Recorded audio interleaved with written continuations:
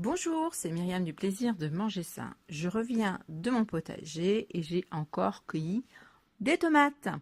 Donc ce sont des tomates qui n'ont pas pu profiter des belles températures d'août et de septembre. Donc ce sont des tomates qui ont moins de goût que ce que j'ai pu cueillir il y a 2 mois, même il y a le mois dernier. Mais néanmoins, je vais les cuisiner. Comme ça, je vais pouvoir avoir un petit coulis de tomates sous la main pour les jours à venir. Alors, comment je vais faire? Donc, je prépare mes tomates, je les pare bien, je les enlève de tous les petits défauts. Vous pouvez même enlever la peau si vous n'aimez pas la peau. Et vous pouvez même les épépiner. Donc, enlever les pépins, enlever le jus. Mais ça demande quand même plus de travail. Donc, c'est selon votre goût. Donc, si vous voulez faire simple, eh bien, vous faites comme moi. Vous enlevez juste les parties qui vous paraissent pas propres à la consommation. Et puis, vous cuisinez le reste. Alors, tout simplement, j'ai pris une poêle. J'ai mis de l'huile d'olive, j'ai fait chauffer. Et puis, j'ai mis mes tomates en quartier. Donc j'ai attendu une bonne quinzaine de minutes et donc mes tomates étaient cuites, donc j'apercevais le jus de cuisson qui était ressorti des tomates.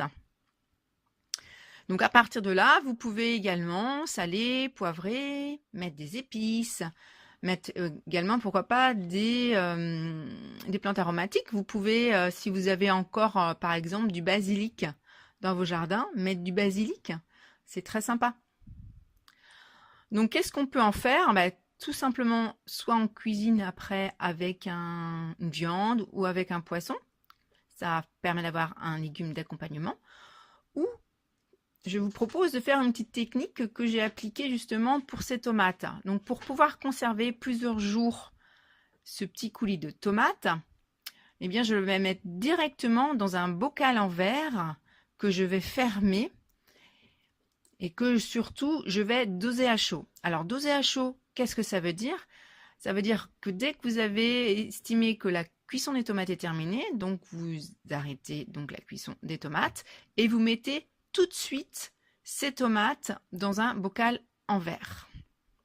Style ancien pot de confiture, par exemple, si vous avez ça à la maison, ça convient largement. Donc, vous remplissez votre bocal de ces colis de tomates. Même si vous remplissez à ras-bord, même c'est encore mieux.